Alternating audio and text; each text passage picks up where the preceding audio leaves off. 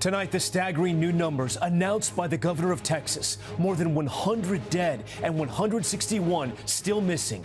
Armies of crews working the riverbed in that Texas heat. The new view from above showing the scope of the wreckage. Tonight, local officials being pressed. Why did one of the most heavily flooded regions in the country never get a warning system? And could it have saved lives? Plus, the return to Camp Mystic. The new images of what was left behind. We meet the mother and her daughter who somehow made it out, and the haunting photo of 13 campers and counselors just days earlier, all swept away. Plus the life-threatening flash flood emergency in New Mexico right now along a burn scar. The National Weather Service warning people to get to higher ground now. It comes after a Boys and Girls Club was evacuated in Oklahoma after 7 inches of rain. Plus the death toll rising in North Carolina and the new system drenching the East Coast.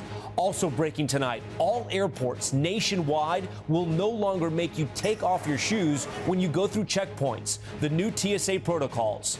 The Epstein files. After years of demands for answers and internet conspiracy theories, top justice officials now say Jeffrey Epstein did not keep an incriminating client list. We'll show you the video of his prison cell the night he died and what President Trump said about Epstein today.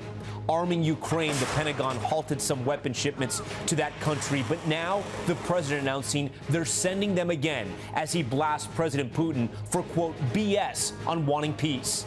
And when dozens of kids hit the dirt to run the bases after a ball game, this 85-year-old grandfather and veteran was not going to be left out. This is NBC Nightly News with Tom Yamas.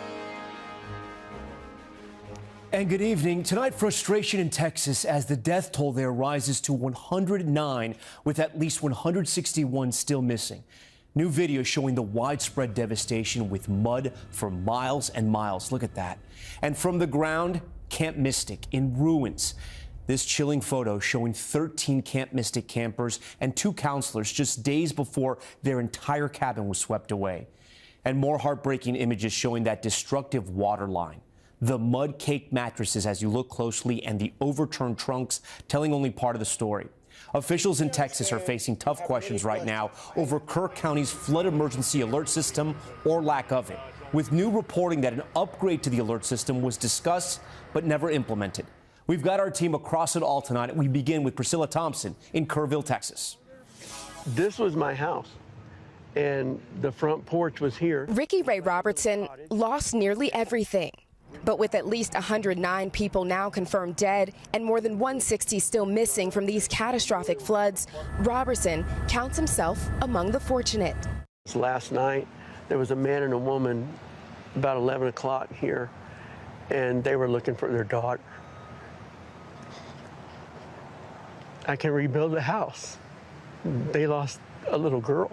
He says local officials drove down his street early that morning, blasting sirens. They woke you up. Yes, ma'am. But many here say they weren't properly alerted when floodwaters began to rapidly rise early on the 4th of July. Officials today pressed by reporters about the response. What happened? When did it happen? Was the emergency manager awake at the time? Did they push the button to issue an emergency alert? Sir, it's not that easy when you just push a button, okay? There's a lot more to that. And we've told you several times. Texas Governor Greg Abbott said the state was prepared. We were ready, and if you heard a flash flood warning, no one would know that that would be a 30-foot high tsunami wall of water. One thing Kerr County doesn't have, a county-wide siren system. Former County Commissioner Tom Moser says he proposed adding one in the wake of a 2015 flood. There was an objection to sirens because of false alarms. Do you think sirens could have saved lives here? Most likely so, yes. Yes, I'm confident they could have. About 20 miles away in the town of Comfort, this is the sound residents heard as the fast-moving water rose. It was late morning there when many people were already awake. The town, which had recently installed a new alarm, had 0 fatalities. Daniel Morales pushed for the sirens.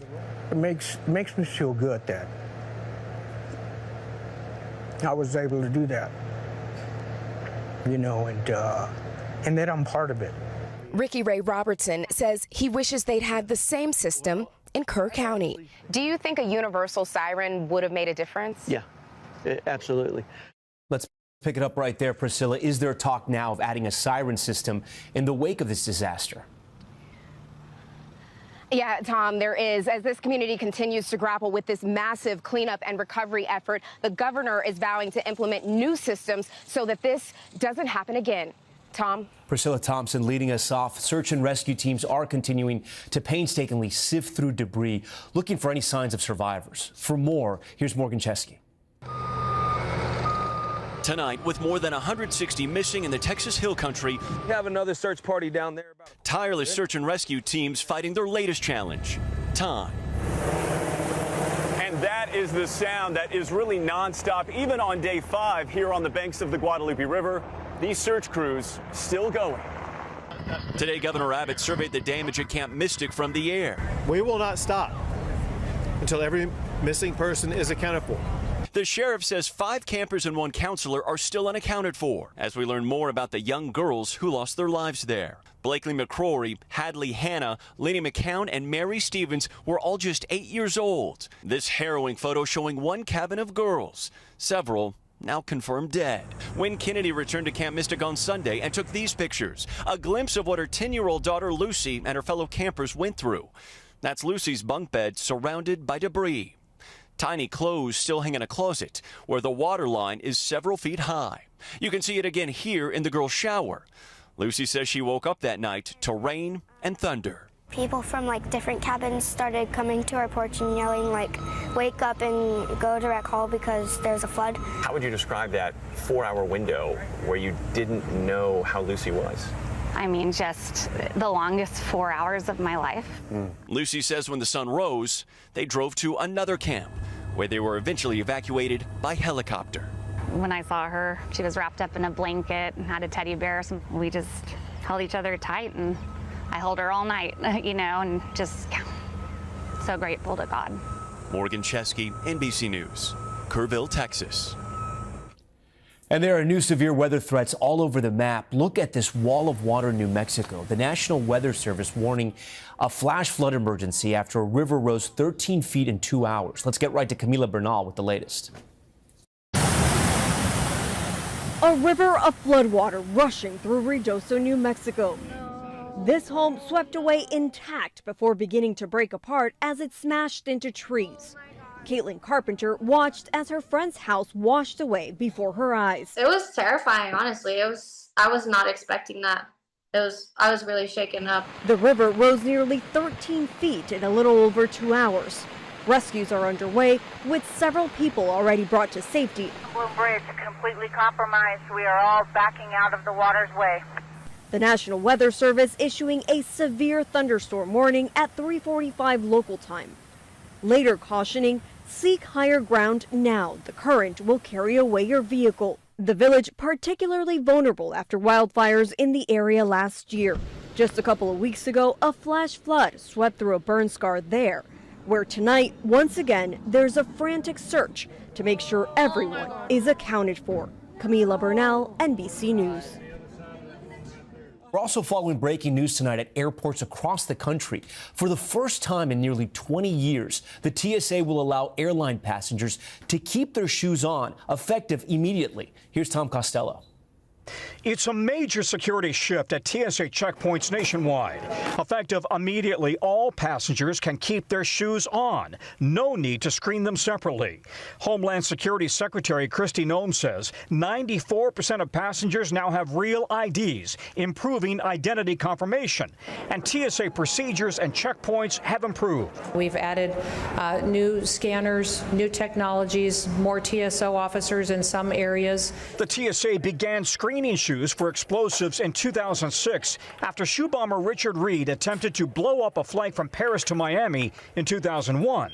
While pre-checked passengers have been able to leave their shoes on, removing shoes has been a top complaint among all passengers. For women, it's like, ew, I don't want to touch the floor.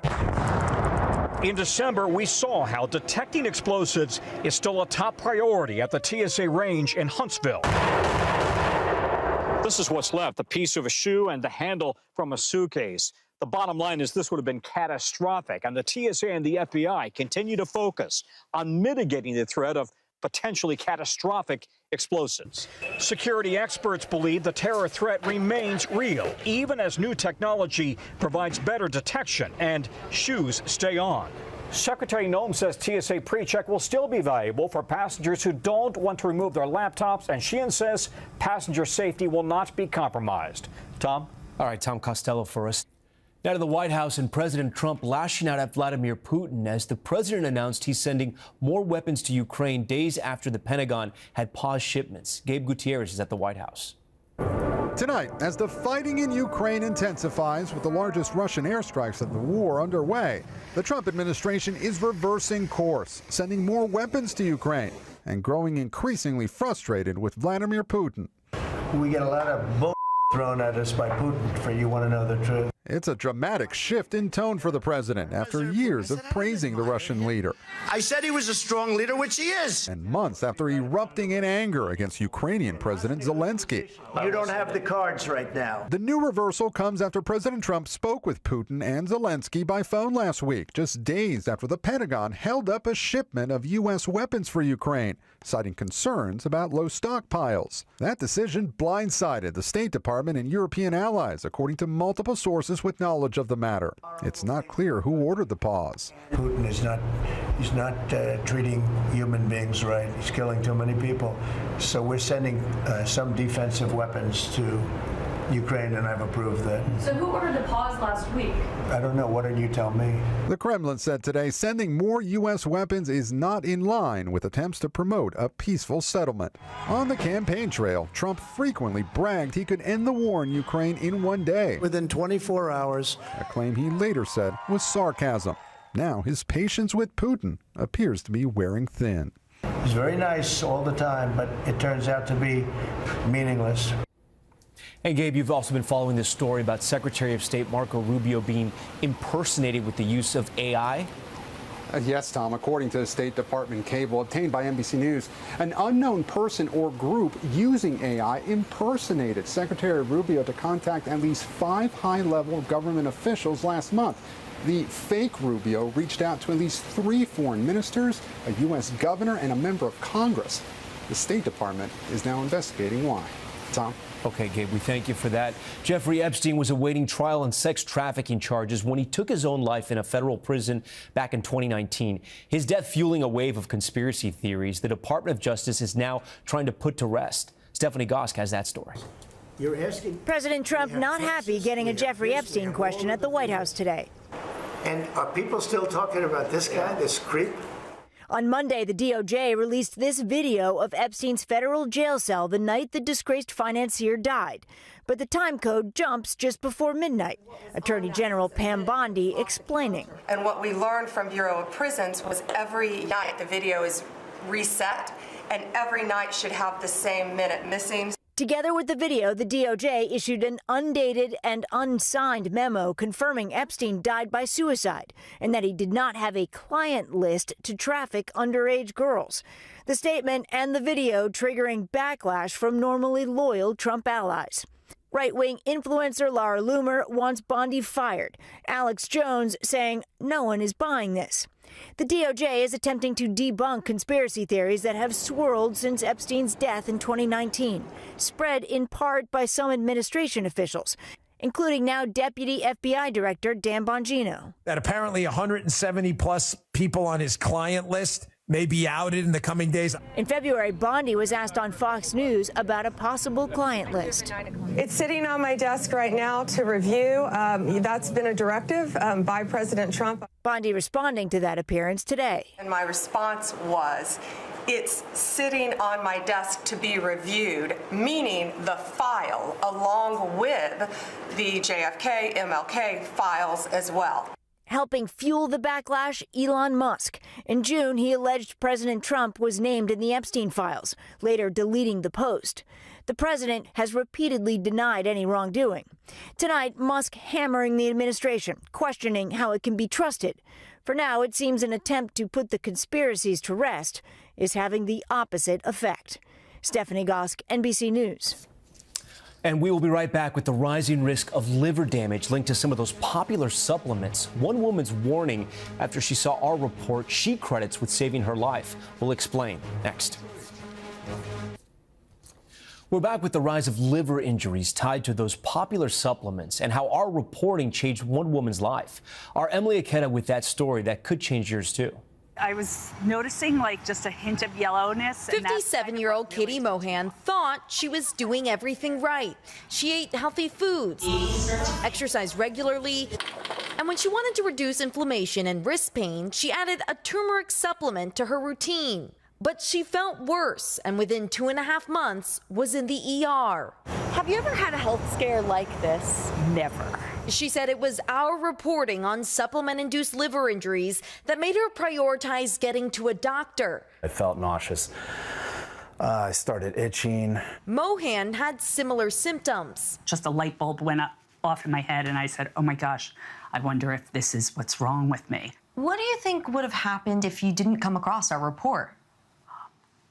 I don't even want to think about what could have happened. Who knows if I'd be sitting here today. Well, this is very alarming. Her liver enzymes had reached 60 times normal levels, according to her hepatologist. It was very serious. It was just one step before significant liver damage necessitating transplant evaluation. While still rare, numerous studies show cases like Mohan's are on the rise, and turmeric's suspected role has increased markedly.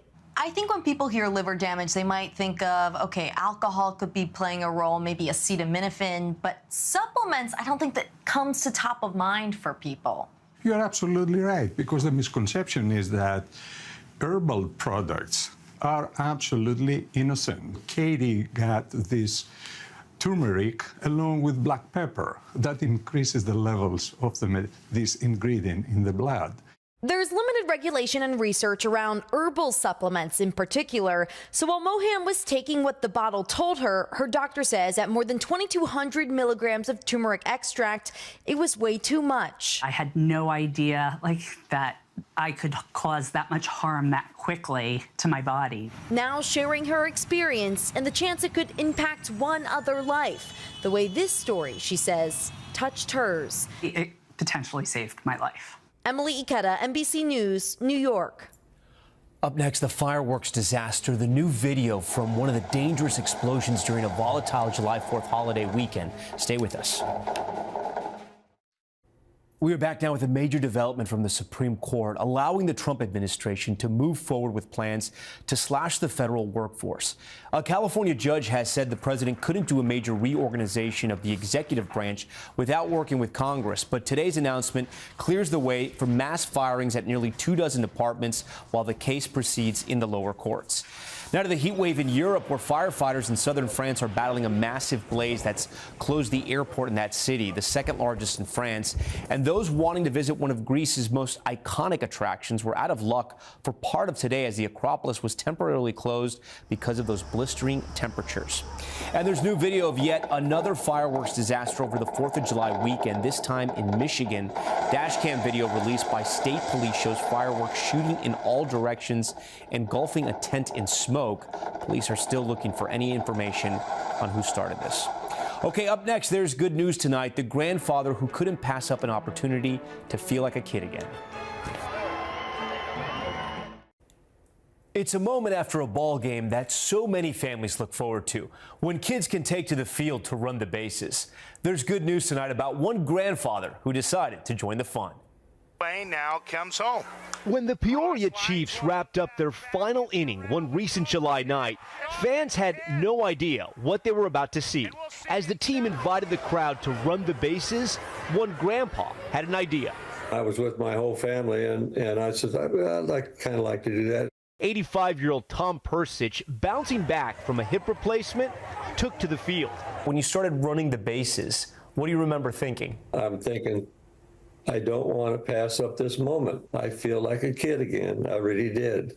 Right by his side, his grandson, pushing him along. I was just trying to make sure that he wasn't going to end up on the ground. All I could think was my grandma, Minnie, was going to be very upset if that man ended up on the dirt somehow. Tom took his time, but didn't give up.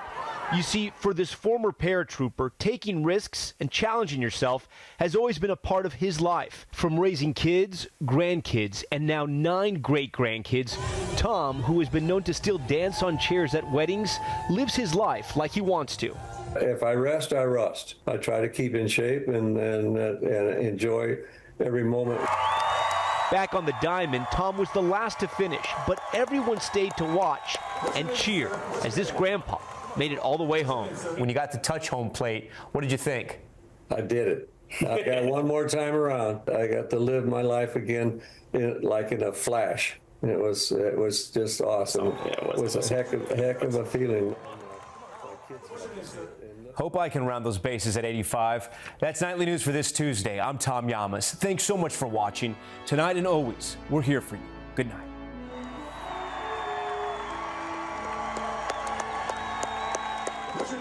We thank you for watching, and remember, stay updated on breaking news and top stories on the NBC News app or watch live on our YouTube channel.